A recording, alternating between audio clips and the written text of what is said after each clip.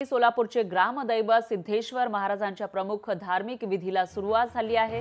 सिद्धेश्वर महाराजांनी स्थापन केलेल्या 68 लिंगांना तैलाभिषेक घातला जाणार आहे। तर सोलापूरचं ग्रामदैवत म्हणून प्रसिद्ध असलेले सिद्धरामेश्वर महाराजांच्या प्रमुख धार्मिक विधीला आजपासून सुरुवात होतीये आणि सिद्धेश्वर महाराजांनी स्थापन केलेल्या 68 लिंगांना तैलाभिषेक घातला जाणार आहे। दरम्यान याविषयी अधिक माहितीसाठी आपले प्रतिनिधी वसीम अत्तार हे आपल्या सोबत थेट जोडले गेले आहेत सोलापूरवरून। वसीम, काय सांगाल, सोलापूरचं ग्रामदैवत सिद्धेश्वर महाराजांचे प्रमुख विधी आज सुरू होत आहेत, पार पडणार आहेत, कशा पद्धतीचं चित्र तुम्हाला या ठिकाणी दिसतंय?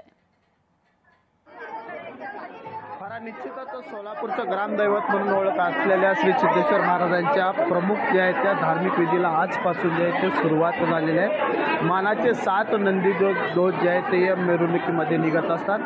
68 लिंगांना जे आहे ते तेलाभिषेक देखील जे आहे या मिरवणुकीच्या माध्यमातून जे आहे तो केला जात असतो।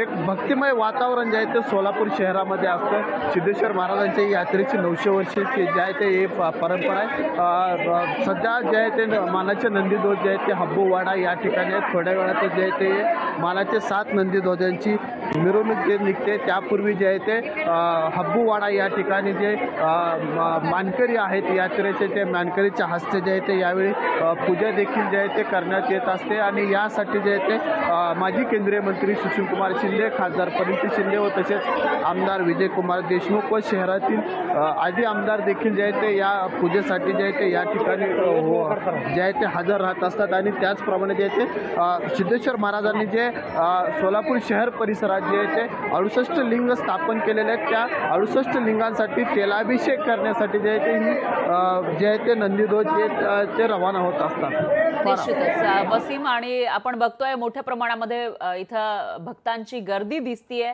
आणि भक्तिमय वातावरण या ठिकाणी आपल्याला पाहायला मिळते। याविषयीची अपडेट आपण घेत राहूया। दरम्यान धन्यवाद तुम्ही दिलेल्या या सविस्तर माहितीसाठी।